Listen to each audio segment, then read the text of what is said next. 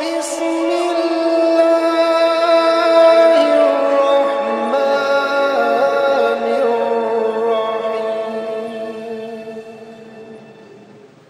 الله الرحمن الرحيم. الحمد لله رب العالمين، وأشهد أن لا إله إلا الله ولي الصالحين، وأشهد أن سيدنا محمدًا عبده ورسوله سيد الأنبياء وخاتم المرسلين. اللهم صل وسلم على سيدنا محمد وآله الطيبين الطاهرين وأصحابه المنتجبين، أما بعد، فأوصيكم ونفسي بتقوى الله أيها الناس، فإن الله مع الذين اتقوا والذين هم محسنون. يقول الله سبحانه وتعالى: بسم الله الرحمن الرحيم، والعصر إن الإنسان لفي خسر إلا الذين آمنوا وعملوا الصالحات وتواصوا بالحق وتواصوا بالصبر. صدق الله العلي العظيم. Ndugu Waislamu, tukiwa tuendeleza khutba zetu za juma chini ya unwani ya matatizo ya mwanadamu wa leo, au matatizo yanayomkabili mwanadamu ulimwengu wa sasa na masuluhisho yake, ambazo kama nilivyowatangulia kuambia khutba ya kwanza na ya pili ni mada tustafidi nazo kutoka kitabu cha mmoja katika wanazuoni wakubwa, naye ni Sayyid Sadruddin Al-Qubanji, katika kitabu chake anachokiita silsilatu au al-mualajatu al-islamiyya limashakil al-insan. Leo baada ya kuzungumza tatizo la mipasuko ya kijamii, na juma lililopita tukazungumza tatizo la zita katika ulimwengu, leo tunataka kuzungumza tatizo lingine la kijamii, wanaliita ni mushkilatul faragh, tatizo la wakati wa ziada, kiwa tunasihi tufasiri namna hiyo, au tatizo la faragha, wakati usokuwa na la kufanya. Hili wanazuoni wa kijamii, Waislamu na wasokuwa Waislamu, ulimwengu mzima, wasema ni tatizo la mkabili mwanadamu, na hususa katika umri wa ubarobaro wa vijana, ndio changamoto kubwa. Na pili, katika umri wa kustaafu, mtu anapofanya kazi mpaka akafika wakati wa kuambiwa sasa wakati wako umekwisha wa kufanya kazi, na pengine ikawa Mwenyezi Mungu amemwandikia umri zaidi ya umri wake aliopewa kazini. Mara nyingi, ingawa kila mtu akabiliwa na tatizo hili, lakini mara nyingi wataalamu watuambia watu wawili hawa barobaro, kabla hawajaingia katika changamoto za maisha, na wazee ambao wamemaliza umri wao wa kazi, ndio watu wanaoathirika zaidi kuliko wengine, ingawa na hapo katikati pia wako kwa kiwango tofauti wanaoathirika. Wataalamu watuambia staarabu nyingi na mifumo mbalimbali inaojaribu kuyasoma matatizo ya mwanadamu wa leo yamelifumbia ito kiasi fulani tatizo hili, kwa kuliona kwamba si tatizo kubwa wala si changamoto inayostahiki hivyo. Lakini ukweli wa mambo, watuambia wataalamu, ni kwamba mengi wanayoyaona wao na kuyajali na kuyakabili, asili yake ni tatizo hili. Yale wanaopigana nayo ni matokeo na matunda ya tatizo hili. Iwapo hawatarudi kulisoma hili tatizo na kuliwekea masuluhisho na kuwajibika katika kutekeleza kila mtu dauri lake, basi haya mengine yatatupeka mbio sana katika kukabiliana nayo. Hadithi amezopokewa Ibn Abbas, ambayo amempokea Bwana Mtume Muhammad sallallahu alayhi wa sallam. Hadithi hii ameielezea al-Imam al-Bukhari katika kitabu chake, Mtume akituambia, ni'matani maghbunun fihima kathirun minan nas. Neema mbili watu wengi huhadawa au hupunjwa, yani watu wengi hawafaidiki nazo kuzitumia ipasavyo. Ni'matani maghbunun fihima kathirun minan nas. Gani na gani? As-sihhatu wal faragh, afya na wakati ambao wengi wauona ni wakati hauna la kufanya, ambao ndio wakati wa kupitia. Ndugu zangu Waislamu, tukitaka katika wakati mfupi, kama nilivyowaambia, haya matatizo tunayoyazungumza, mimi najaribu tu kuashiria baadhi ya nukta, kwa ila yahitaji masaa kuyaweka wazi na kuyajadili kwa kina, lakini yaita msukumo kwetu sisi kuyafikiria na kuyapika na kuyatafutia mambo ya ziada. Nitazungumzia nukta 4 insha Allah taala katika hotuba yetu ya leo kuhusu tatizo hili la faragha. Nukta ya kwanza, nafasi ya wakati katika maisha ya mwanadamu. Nukta ya pili, ni nini tunachokikusudia tunaposema waqtul faragha, wakati wa faragha. Nyingine tutazungumzia sababu na matokeo ya tatizo hili, na nukta ya mwisho tutazungumzia suluhisho. Nini suluhisho? Tukitaka kuanza na masala ya wakati, kwa sababu tunapozungumza faragha tunazungumzia masala ya nini? Ya wakati. Kwa lugha fupi bila ya kupiga matao, turudi katika Qur'ani. Wanazuoni wote watuambia Mwenyezi Mungu ni asdaqus sadiqin, ni mkweli kuliko wakweli wote wengine. Mwenyezi Mungu hahitaji kuapa wakati anapozungumza. Kiapo mara nyingine hutumiwa kuthibitisha ukweli wa mzungumzaji, na Mwenyezi Mungu hataki kuthibitisha ukweli wake. Kiapo mara nyingine hutumiwa katika Qur'ani kuonesha utukufu wa kile kinachotumika kuapiwa, ili kitupe sisi msukumo. Kwa sababu mtu anapoapa, mwanadamu kabla ya kwenda kwa Mungu, haapi kwa kitu chochote, huapa kwa kitu kitakatifu mbele yake. Kwa hivyo ataapa kwa Mungu, mtumi mathalan, Qur'ani, kaza kuapa kanena wal Qur'an, kwa sababu hizi ni zitu kwake ni mukaddasa, ni zitakatifu. Mwenyezi Mungu anapoapa ataka kutuonesha hunu upande wa pili, si masala ya ukweli. Ataka kutuonesha katika ziumbe zake kuna ziumbe zitakatifu ndio zikastahiki kupata daraja ya kufikia Mwenyezi Mungu kuzitumia katika kuapa.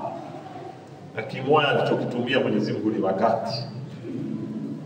Mwenyezi Mungu anatuambia wal asr, ameapa kwa wakati wote, zama zote. Kisha amerudi Mwenyezi Mungu ameapa na sehemu makate fulani za nyakati, wal fajr, wakati wal fajiri. Kisha amerudi ameapa kwa masiku fulani, walayali ash, layli ni wakati, wal layli idha yaghsha, wan nahari idha tajalla. Zote hizi ni nyakati. Usiku ni wakati, mchana ni wakati, wadhuha, wal-layli idha saja. Adhuha ni kipindi cha saa fulani cha asubuhi, ni wakati, na usiku ni wakati. Na ukitaka kuzifuatilia katika Qur'ani ziapo, waweza ukatoa asharat. Mwenyezi Mungu ameapa na mtana na usiku, wasubhi idha tanafas, na asubuhi na alfajiri. Zote hizi ataka kutuonesha sisi umuhimu wa wakati. Katika maneno aliopokewa Umar ibn Abdul Aziz, mmoja katika khulafai wa Bani Umayya, ana maneno ya hikma makubwa. Anena al-laylu wan-naharu ya'malani fika fa'mal anta fihima. Kabla siyafasiri maneno haya, nataka kukumbuka wakati nilipokuwa nasoma kitabu miaka kama zaidi ya 15. Mmoja katika wanazuoni wa Kilibnani amkuliwa Sheikh Muhammad Jawad Mughniya, alikufa mwaka wa 2000. Ni katika wanazuoni wametunga zitabu zingi sana. Mimi ni mmoja nilikuwa nikijiuliza wakati gani alikipata nafasi ya kuandika zitabu hizi, mbali na kazi zake za kusomesha na mambo mengine na kusafiri. Sababu amesomesha nchi karibu 4. Amesomesha Lebanoni, amesomesha Masri, amesomesha Qum na kwingine. Katika kitabu chake cha Usulul Fiqh akiita Ilmu al-Usul fi Thawbihi al-Jadid, katika utangulizi amelijibu swala hili. Auliza kwa nini nilibahatikiwa kuandika zitabu zingi namna hii. Akajibu kwamba moya katika library yake nyumbani anapoketi kuandika, alitafuta khatat, mchongaji mzuri wa nakshi.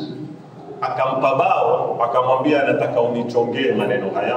Ndio haya maneno ya Umar bin Abdul Aziz: al-laylu wan-naharu ya'malani fika fa'mal fihima. Kamchorea uzuri, kisha akaliagika lile bao lililochongwa kwa khati nzuri na nakshi nzuri mbele ya uso wake. Kila akichoka kuandika, akiinua kitwa, mato yake kwanza ukabili lile bao. Lile bao lamwambia nini? Lamwambia usiku na mtana wakula, na wewe yatumie. Ukisimama haisimami. Wakati sikama gari waweza kulipiga stop, ukalizima, ukaketi, ukapumzika, gari likakungoja mpaka pale utakapokuamua tena kutembea, uingie, ulipige start, usafiri nayo. Wakati hausimami. Usimama, utasimama wewe peke yako. Ndio maana ya maneno haya. Kwa hivyo al-laylu wan-naharu ya'malani fika, mtana na usiku. Hatuwezi kufasiri neno kwa neno, lakini kwa lugha ya Kiswahili tumetaka kuyapatia madhumuni, yani mtana na usiku wa kula umri wako. Sasa na wewe hakikisha utautumia. Haya ndio maneno yanaonekana. Maneno alopokewa mmoja pia katika wana hikma, naye ni Al-Hasan al-Basri, asema ya ibn Adam, mwanadamu, innama anta, wewe ni nani? Hebu kila mtu ajiulize swala hili, wewe ni nani? Wewe innama anta ayyam, wewe ni siku. Kila ikiondoka siku moja wapungua baadhi yako.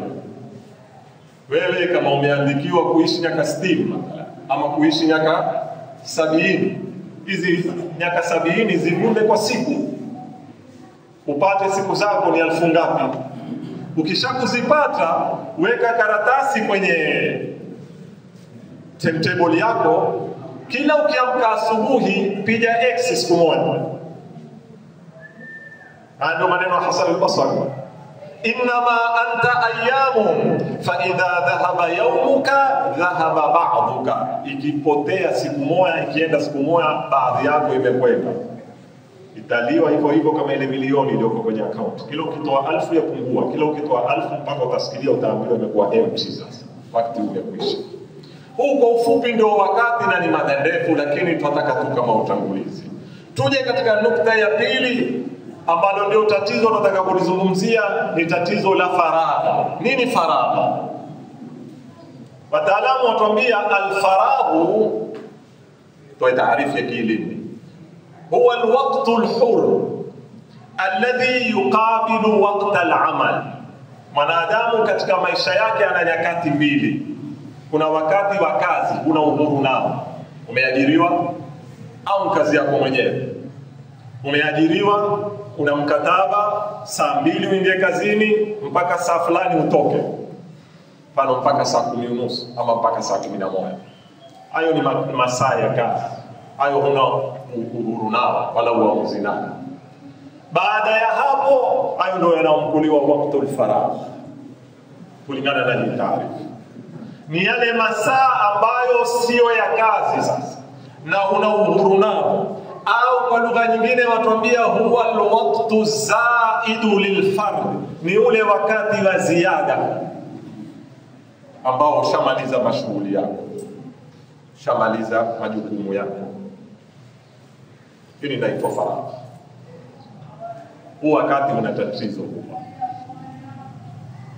na huu wakati ndio asili au chanzo cha matatizo makubwa. Sasa ikiwa wewe kila ukiwa na wakati wa kazi katika masaa 24, kila ukiongezeka wakati wa kazi inakwenda maakusa wa minus wakati wa nini, wa faragh, na kila wakati wa kazi ukiminus wa plus nini, wakati wa faragh. Na kila ukiwa huna kazi kabisa, yani maisha yako yote nini, ni faragh. Hatari kwa hapo. Kwa hivyo katika masaa 24, ikiwa wakati wako wa kazi ni masaa mangapi? 8. Katika 24 ukitoa 8 imebakia ngapi? 16, yani mara 2 yake. Ono ni waqtul faragh. Ikiwa wewe katika siku yako mzima ufanya kazi masaa 4, yani wewe wakati faragh kwako ni masaa mangapi? 20. Ikiwa wewe kuanzia asubuhi huamka huna la kufanya mpaka ukalala, ukaamka asubuhi huna la kufanya mpaka ukalala, inamaanisha masaa 24 wewe waishi katika waqtul faragh. Yani wewe ni uwanda wa ibilisi, kulingana na baadhi ya wanazuoni. Wasema ibilisi katika sehemu anazozitumia katika kuteza na mwanadamu sana ni sehemu inaoamkuliwa waqtul faragh. Hana la kufanya, na ndio utazisikia lugha hizi ndizo lugha zilizoko mabarabarani kwetu. Sasa ndugu zangu, sitaki kwenda kwenye takwimu. Ikiwa takwimu ya kila mtu ni hii, kuna wenye 20 faragh, wenye 18, wenye 16, wenye 12. Sasa twende na katika jamii mzima sasa, wanaoshughulika na wasioshughulika. Tatizo ambalo linahitajika liangaliwe. Sababu zake ni nini? Kwa nini kukapatikana muda wa ziada? Sayyid Sadruddin al-Qubanji asema tukikimbia kurefusha twarudisha sababu zake kwenye mambo mawili ya kimsingi. Kwanza, sababu za kimalezi, ameziita al-asbabu tarbawiyya. Kama asema kitu cha kwanza katika jamii zetu za Kiislamu, huyu azungumza dunia na kwetu utayaona kwa upana zaidi, kuna tatizo la in'idamul qudwa, kielelezo. Kila mtu ajiulize leo, wewe wasoma mfano, kwanza inataja, wewe wasoma. Kwa nini wasoma? Wataka kuwa kama nani katika jamii yako? Kielelezo chako nani? Wewe wataka kuwa daktari, kielelezo chako katika jamii nani? Wewe wataka kuwa injinia, kielelezo chako katika jamii kama injinia ni nani? Wewe wataka kuwa, endelea hisabu, kielelezo chako. Usiniletee kielelezo cha kina Einstein na kina nani. Anataka watu unaowaona Mbeya Mato, unaweza kuwaigiza huamka vipi asubuhi, hupanga vipi mambo yao, hutembea vipi, hutumia vipi nyakati zao. Usiniletee watu wa kusoma kwenye zitabu ambao huyawaona ama wamezikwa wako kwenye makaburi. Qudwa ni mtu hai aliyoko Mbeya Mato yako, unaweza kumuona mpaka katika baadhi ya details za maisha yake. anaposoma, anapopanga wakati wake, kuamka saa ngapi, kulala saa ngapi, kusoma kurasa ngapi kwa siku. Aina alqudwa? Hakuna qudwa. Qudwa iliyoko ni hili: mimi nikifungua mato namuona baba au mama watakwenda kazini, kirutini, arudi, atupe begi kama atoka kazini, sasa ni time ya kipindi, sasa ni time ya barazani, sasa ni time. Hizi ndio qudwa zilizoko mbele ya mato yetu.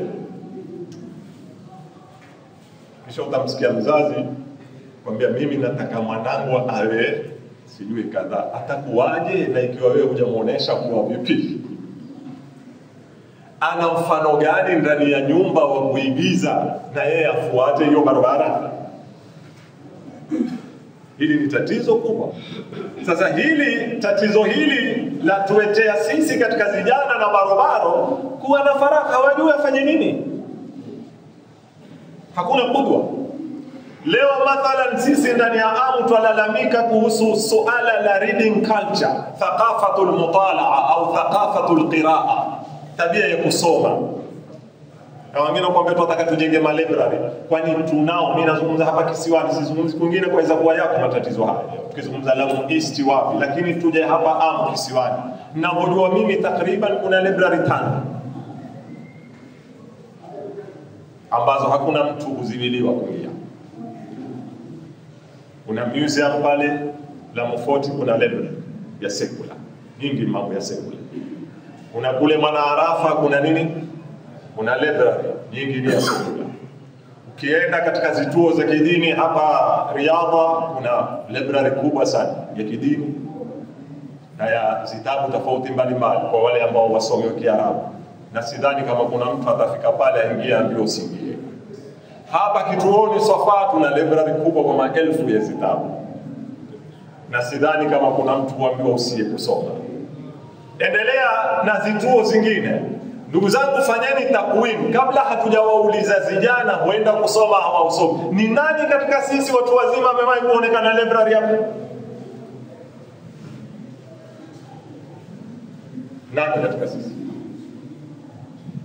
Wata wale wafanya kazi za uhamali, pengine za kunena uhamali una alaka gani na library? Wata wale kazi za mafundi wa kujenga, wata wale kazi za nakshi mathalan za nini. Kuna watu ni walimu, kuna watu ni makhatibu, kuna watu sijui maandikaji magazeti, watu kama hao. Kuna watu uko kazini huendelea kufanya master, kuna wengine huendelea kufanya PhD. Hii master mwaifanya vipi jamani? Sasa hawa vijana wakiwa hawataona kielelezo mbele yao, walimu wao wanapotembea na zitabu, wanaposoma, wanapoingia library kufanya research, matarajio wamuingize nani? Riziketizie zitabu uliwa na vumbi, hazina kazi ya kufanya mpaka na mpwa. Maana kitabu kieshewe hakitungwi pale kwenye shelf. Ni mwaka mara 2 mfanyikazi wa library aziteremshe zote, azikukute vumbi, kisha arudi azipange tena. Ala kulli hal, in'idamul qudwa wal ghafla. Hili ni moja. Pili katika sababu zinaosababisha faragh ni al-fashal. Al-fashal. Hakuna mtu ataanza maisha yake kutoka alif mpaka ya iwe ni mpandamanisho wa najahat, faulu tu. La, maisha ni fashalun wa najah, ni kufeli na nini na kufaulu. Sawa katika elimu, sawa katika biashara, sawa katika lolote unalolifanya. Kuna mahali utachegeka, kuna mahali utacheleza, kuna mahali utaanguka. Wengi wanaofeli katikati ya barabara ya maisha yao huinua mikono. Wakiinua mikono, kuinua mikono kukubali kufeli, yani ni kukubali kuingia katika mantiqatul faragh. Umeingia katika nyakati ambazo huyui unalo lifanya. Kwa pale wamka asubuhi, kiamka sana sijui nenda wapi leo. Vijana sana napenda muyafikiria. Jiwekee kipimo hiki. Kiamka asubuhi jiulize, una mpango wowote umepanga mahala kwenda ama hutafuta sasa pa kwenda? Ukijiona ni mtu saa zote watafuta pa kwenda, basi nijue wewe ni katika wale 1% kubwa sana huna la kufanya. mpaka watu kukimbia. Na wale marafiki zako kwa maana ya kufanya pia ukiwaendea wakati ule hawataki kuwa na wewe. Ndio sasa utamwona mtu upita akizunguka barabara hii, akiketi baraza ile, akienda pale uzengia wenye kumpigisha story. Ni farao. Na hili ni rasilimali. Ni kama mtu uzeeshe pesa kwenye sanduku ayu azifanye nini? Ndio tatizo letu.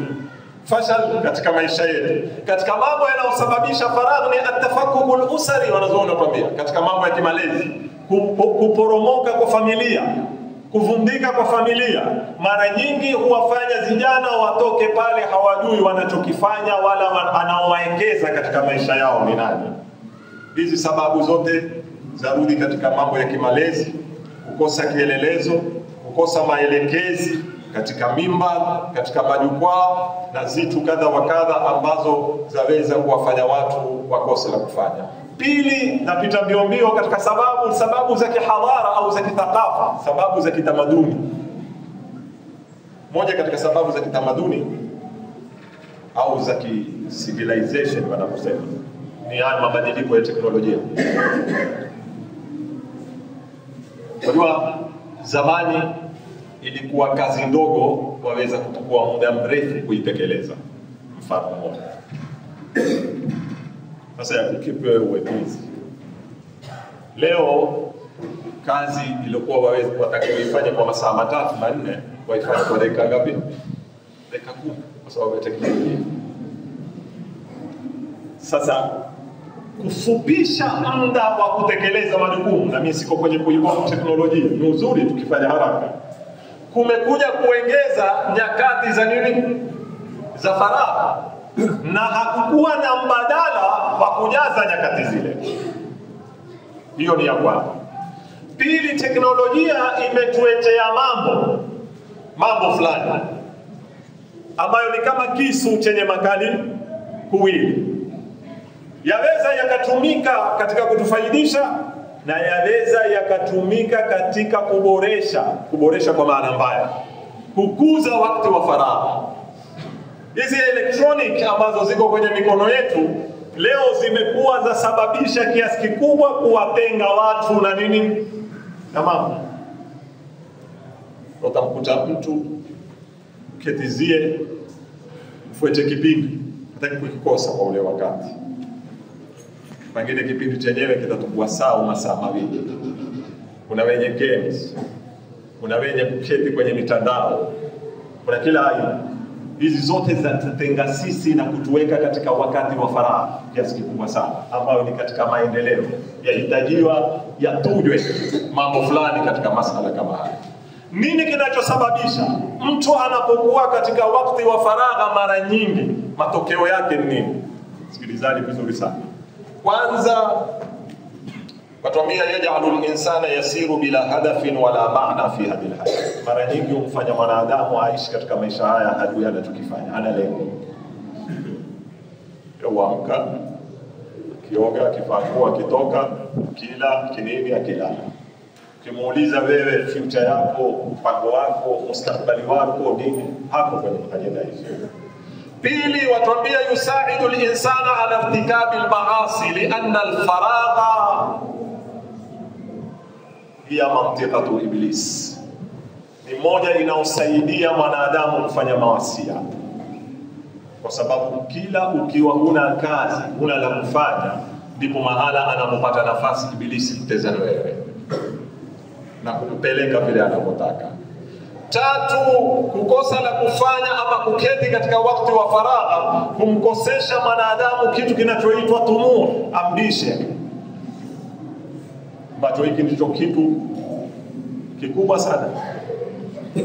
Leo kwa kukosa ambition utakuta mtu mara nyingine aona kama ni muhali kuwa. Mmoja anasema mimi nataka kusoma, mimi Mwafrika Mkenya, nataka kusoma nifike daraja ya ijtihad na mimi niwe mujtahid. Anasimama mahala pa moyo unene maneno hayo ukiwa kama mwanafunzi masoma dini. Uangalia yale mato yatakapokuangalia na zile sura za shere na stihizai zitakazo kuamurikia kwamba yani tumekosa kabisa matumaini ya mambo makubwa katika maisha yetu. Tumekosa kwamba sisi ni wabunifu, si wabunifu. Hatuna ubunifu sisi. Hakukuwa na mabongo huko nyuma, hakukuwa na watu creative. Tena kwani huna utamaduni? Mimi mara nyingi huambia sikija hizo siku za culture ukaitwa magoma tu peke yake. Huu utamaduni ambao ulimwengu waupigia saluti si ngoma shekhe. Utamaduni unaopigiwa saluti ni zile sanaa na zile fani ambazo ziliweza kugunduliwa na watu huku hawakusoma hata darasa la kwanza. Majahazi yalivyoundwa, majumba architect iliyoko hapa iliyojengwa majumba, ufundi uliotumika, wale ni mainjinia wabunifu. Na ndio leo watu wakatoka huko watokapo, wasomi wenye maana zao, wakaja kutuangalia sisi hii utamaduni wetu ukoje. Siku ya kuangalia ukuti wala maiandrimu. Maiandrimu hayatupeki mahali na ukuti hautupeki mahali. Wanaotupeka mahala ni wapi tulisimama kuendelea na ubunifu wa huu ujenzi mathalan. Ni wapi tulisimama kuendelea na ubunifu wa yale majahazi. Ni wapi tulisimama kuendelea na ile elimu ya nyota ambao watu wakisafiria kutoka kwenye nchi kwenda mpaka kwenye kara lingine. Zilipotea wapi zile? Kiswahili kama lugha ambao Ayatullah Sheikh Jaafar Subhani katika kitabu chake anachokiita Siratu Sayyidil Mursalin asema yeye akataa fikra ya kwamba Waarabu walikuwa ni watu hawana kabisa, yani wanaoitwa jahilia kwa maana watu wa nyuma, sababu yeye aamini haiendelei lugha isiungane na maendeleo mengine. Yeye anazungumza dalili yake, asitaki hapa kumuunga wala kumpinga, haya masala yatakamjadala mrefu. Yeye katika dalili yake moja anayotumia ni kwamba huwezi kupata umma umefika kilele katika masala ya lugha na literature kisha umma ule haujui kitu kingine chochote. Na watu wote wakubaliana kwamba kipindi alichotumilizwa Bwana Mtume Muhammad sallallahu alaihi wa sallam ilikuwa Waarabu wamefika kilele cha literature ya lugha ya nini? Ya Kiarabu.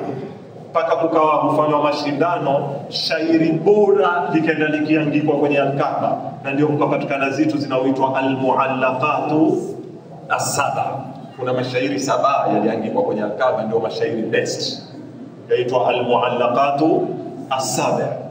Ukienda leo ukiyasoma, hata mimi na wewe tuifundishao Kiarabu cha darabtu na katabtu, hata wale wamezozaliwa Waarabu sharti waketi na makamusi na mwenye kuwafasiria kuwafahamisha yale yanayozungumzwa katika Al-Muallaqatu Saba. Kama sisi leo unapoetewa mashairi ya Kijuma, mashairi ya Mwanakupona, sijui mashairi ya Kishamia ya mwenye mansabu, mashairi ya Inkishafi, leo wataka keti mfasiriwe pamoja na kwamba wewe kujiita ni Mswahili. Hizi zimepotea, ziko wapi? Kwa wapi fani ya Kiswahili? Utungaji wa Kiswahili ni maneno kama kuatilia majiwe kisimani. Hunenwa tu kisha uambiwa ni nyimbo na ni nyimbo za uvutaji bangi. Wajua, angalia kila watu wana ustaarabu wao jamani. Mustabeni mambo tu. Kuna watu ustaarabu wao nzita, basi nyimbo zao pia nzita. Utafikiri huano. Kuna watu ustaarabu wao kama kina Bob Marley, bangi kwao ni halali, kwa hivyo nyimbo zao ni za kibangi bangi. Kuna wengine ustaarabu wao ni kadhaa. Sasa sisi leo mara tumekuwa tuko kwenye nyimbo za kibangi bangi na nyimbo za nini uzieleweki, uambiwa ni Uswahili. Tusitoke kwenye mada. Hizi ni katika sababu. Ndugu zangu, katika mambo yanayoathiri kuwa faragha huna la kufanya ni dha'ful himma wa qillatul wa'i wa su'ut takhtit. Inakudhoofisha hima yako ya kazi, inakudhoofisha ufahamu wako. Akili kila ikirelax usione yapumzika, ufa. Kila ikitiwa kwenye zinganga za kufikiri na changamoto, ndipo inapokuwa nini? Inapokuwa active. Sasa leo tukiketi tu hatuna la kufanya na akili zetu pia zafanya nini? Zalala. Ndugu zangu Waislamu, suluhisho ni nini? Kuna mifumo miwili ya suluhisho. Nimeruka baadhi ya matatizo, wakati haunitoshi. Kuna mfumo wa kimagharibi. Mfumo wa kimagharibi, Said Sadruddin atuambia ni al-manhajul istihlaki. Nini maana manhajul istihlaki? Yaza, almuhimu kusibakie patupu. Mfano, asafiri kwa ndege. Umeambiwa kilo zako ni ngapi? 50. Na watoka Dubai. Umemaliza, umepima mzigo wako, ukisikilia usiku ni kilo 30. Hizi 20 hao zitakwenda bure, haziendi bure. Sasa shuka dukani, angalia chochote, fanya nini? Tukua. Hata kama marriage, hata kama umeona mabao, maboksi, kunda, tia nini? Tia ndani ya begi. Almuhimu ufikishe kilo zako ngapi? 50. Hii ndio tunaoita almanhajul istihlaki. Yani wakati ambao sasa tuko ile nafasi ya begi, utukue wakati umenizidia, kazi ishamaliza, zawadi. Sasa na ufanye nini? Na uyazwe. Chochote upekeacho mkono utafanya nini? Utakiaza. Umetoka jamaa mwenda wapi? Hatuenda usibosi, hatuendeni. Umetoka wengine jamaa mwenda wapi? Hatuenda disco, hatuendeni. Umetoka wengine mwenda wapi? Hatuenda maskani tu pale kule upepo. Hiyo mimi sina la kufanya, twendeni. Sasa umeanza almuhimu mpaka ukimuuliza mtu kato kwenda nyumbani. Ndio bwana, mimi ungia nyumbani saa 2, bado kama hizo nusu saa hata tuangalie la kufanya hapa tu. Mpaka umemalizike hiyo nusu saa 2 nende wapi? Nende nyumbani. Hii ndio almanhajul istihlaki. Taban manhajul istihlaki, mfumo wa magharibi umezitengenezea zitu. Napenda mnifahamu vizuri sana. Siko kwenye kupinga. Mpira utezwa kitambo, lakini namna umezopoa mpira katika maisha Euro, umepoa zaidi ya mahitaji yake. Haiwezekani kutoka asubuhi mpaka usiku tukiamka sisi huzungumza mipira tu. Hii ni katika manhaju istihlaki. Kuna jamaa ameniambia neno sijui kweli ama ni mapari ya hapa, lakini ala kulli hali anaambia wao ustadhi, kuna watu huweka paka zunguo hapa. Yani mathalan timu yake ni Manchester uteze kule. Kuna ustadhi hapa anafanya zunguo. Na ustadhi na wao almuhimu upata hizo riziki zao. Pigo 500 yako ukasoma suratu Yasin, ukanuilia ala hadiyati kama ile salatul ghaib, sio kama hivi ambao ghaib. Hizi zote ni katika almanhajul istihlaki. Jamaa ufanya zunguo huku, timu utezo wapi? Utezwa Euro. Too much. Katika huko kukosa la nini? Kukosa la kufanya. Hii ni imeleta masala ya maklabu, masala ya magarden, masala ya ulevi, masala ya magames. Leo ndo utakuta kulikuwa ndani ya TV mpaka kila kitu, mpaka simu yako umetiliwa games. Hizi zote ni kukubabaisha wewe usikose la kufanya wakati huna la nini? Huna la kufanya. Jaza hata kama ni majiwe ama ni nini ama ni mabao. Na hili ni manhaji khati. Na hii ni manhaji yatupoteza sisi kama Waislamu. Na yatupotezea wakati mwingi katika wakati ambao huna wakati sisi hatuna. Pili, manhaji ya Kiislamu ni manhaju istithmari. Nini maana istithmari? Yani hakikisha hata dakika moja ikibakia katika maisha yako iekeze katika manufaa yako na manufaa ya jamii yako. Hata unapoteza mpira, teza mpira kwa sababu waekeza katika manufaa ya nini? Ya jamii yako. Nisifahamike makosa kwamba ustadhi atuambia leo kutoka asubuhi mpaka tulali kila mtu ashike kitabu. Hata unapokwenda kuteza mpira, hata unapokwenda kuketi barazani, hata unapokwenda kuwalk beach, itumie ni fursa ya kuongeza kitu katika maisha yako na katika maisha ya nini? Ya jamii. Kwa sababu al-aqlu salim fil jismi salim. والجسم يكون سليما عندما يكون العقل سليما. Sio unataka uzunguliwe mfano.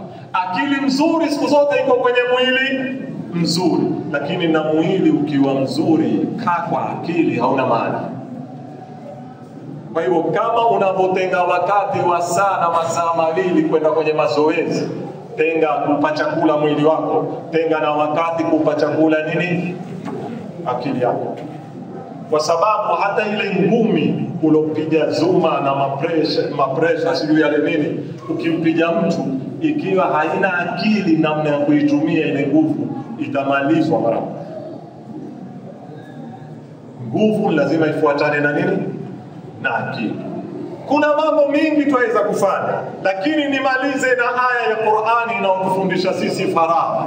Katika Alam Nashrah, napenda nyote msome. Alam Nashrah laka wa wada'na anka wizraka alladhi anqadha wa rafa'na fa inna ma'al usri simama hapo. Hizo aya mbili ndio za kupa mwelekeo za faragha. Fa idha fansa, ukimaliza anda lingine kwa mtume. Hakuna ukimaliza kuisha. Mimi nishamaliza degree basi. Mimi nishamaliza form 4 basi. Qur'ani yakwambia fa idha faragta, ukimtua mzigo andika mzigo mwingine. Ambiwa ni mtume huyo. Sababu katika maisha hakuna kusimamisha mpaka pale atakapokusimamishwa na Mwenyezi Mungu Subhanahu wa Ta'ala. Fa idha faragta fansab wa ila rabbika farghab. Bwana mmoja katika kufasiri hii aya atuambia maneno haya.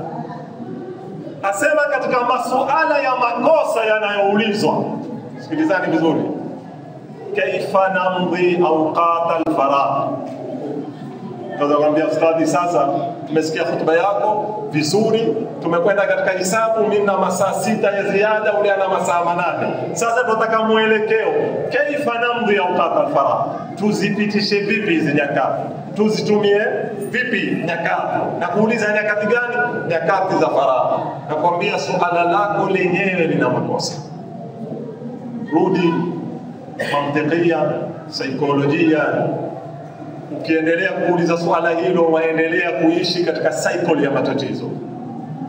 Badilisha attitude ya swala lako. Vipi? Asema mwanachuoni, usiniulize vipi nitatekeleza wakati wa faragha. Niulize kwa nini nina wakati wa ziada. Sawa? Ni maana wewe hujajua unachokifanya. Sasa hata ukitaka mimi nikwambie la kufanya, ikiwa wewe mwenyewe hujajua cha kufanya, tutaingiana hapo? Inavyotakikana, kama wewe kijana barobaro, mfano uko university, uko uanza kazi, inavyotakikana uje uniulize mimi nitapata vipi wakati wa ziada, mambo yamenisonga mingi nitakao kuyafanya siwezi kuyafanya. Hilo ndio swala la kikawaida nalitarajia kutoka kwako.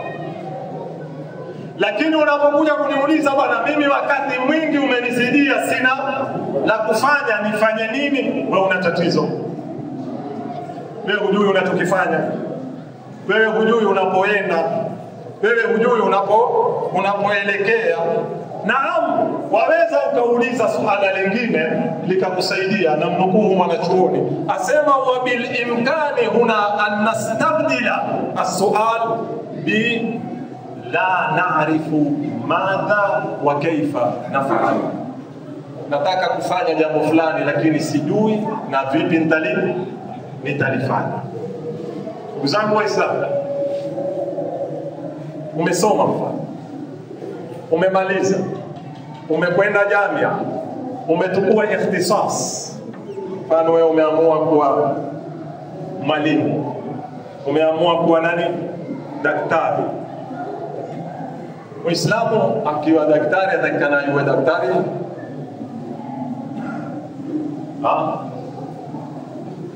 Tataja watu maina, sikuwaomba ruhusa, lakini ni marafiki zangu ambao naamini. Kama mfano, kuna watu wana master na wengine wana PhD na ukimtia kiwandani ukuundia mlango. Nawapa mfano Mr. Athman Hussein. Sasa hivi ni director katika museum. Mtu ana master degree. Lakini alipoona kipindi fulani cha ujana asubiri atapata kusoma ama hapati, alikwenda kiwandani kwa mzee Skanda kaifundisha ni sarumali. Ni kitu unacho mkononi ukitizie mfukoni. Tanga limekatika siku yoyote, chombo kimevunda, unalo la kufanya babangu. Usitumainie kitu kimoja kisha ukarudi ukanena tumesoma hatupati kazi, kwa sababu wewe hungoja kazi peke yako. Kuna watu leo ni mafundi, aweza kujenga na ana degree. Kuna watu leo ni mvuvi, aweza kuvua na ana nini? Na ana degree. Kuna watu endelea mpaka mwisho leo. Ni nani aliyokukataza wewe ikiwa wasomea ikhtisasi fulani usende kujifundisha sanaa fulani? Au ni aibu ukionekana kiwandani wafundishwa mbao na wewe una PhD, wewe una master? Au ni aibu wewe ukionekana wewe ni fundi ujenga na wewe una degree? Au ni aibu wewe ukiwa fundi wa spaki na wewe huku pia ufanya nini? Ikhtisasi yako. Haya, zaidi ya hapo, engeza lugha. Umeketi sasa hivi wasubiri intake ya university miezi 6 miezi 7, huna la kufanya. Soma lugha yoyote, Kichina, Kijerumani. Mtume alikitoa maswahaba kenda kiwafundisha lugha tofauti mbalimbali. Haya, jifundishe kipaji chochote, uchoraji, jifundishe shairi, keti utaandike mashairi. Jifundishe. Shaka sisi tuenda kwenye mapambano, na katika mapambano haya tunataka zipaji zote shekhi. Tunataka pale kuna mashairi, wewe ukiwa una degree, ni mshairi, ni mchongaji, ndio tukutakao sisi. Kwa sababu kesho ukiadia tutakupa ubao tuchongee. Ndugu zangu Waislamu, namaliza hotuba yangu. Hakuna wakati wa faragha kwa umma ambao wajua changamoto zake. Hakuna wakati wa faragha ikiwa sisi kweli tumesimama tunataka kurudisha haki zetu. Hakuna wakati wa faragha ikiwa sisi tunahitaji kumiliki mamlaka ya utawala katika maeneo yetu. Hakuna wakati wa faragha. Na ukweli wa mambo, asilimia kubwa yetu sisi tupoteza wakati wetu bure na hatuutumii. Ndugu zangu Waislamu, Mwenyezi Mungu Subhanahu wa Ta'ala atatujalia min alladhina yastami'una alqawla fayattabi'una ahsana. Wallahu Subhanahu wa Ta'ala yaqul wa biqawlihi safa'u qulubi adh-dhakirin wa idha quri'a al-Qur'anu fastami'u lahu wa ansitu la'allakum turhamun. Wa qala 'azza min qa'ilin 'alim fa idha qara'ta al-Qur'ana fasta'idh billahi minash shaitanir rajim. A'udhu billahi minash shaitanir rajim. Bismillahir rahmanir rahim. Wal 'asri innal insana lafi khusr إلا الذين آمنوا وعملوا الصالحات وتواصوا بالحق وتواصوا بالصبر. بارك الله لنا ولكم بالقرآن العظيم وصفى قلوبنا بصفاء ذكر الحكيم وجعل منقلبنا إلى جنات النعيم. وأستغفر الله العظيم لي ولكم ولسائر المسلمين فاستغفروه إنه هو الغفور الرحيم.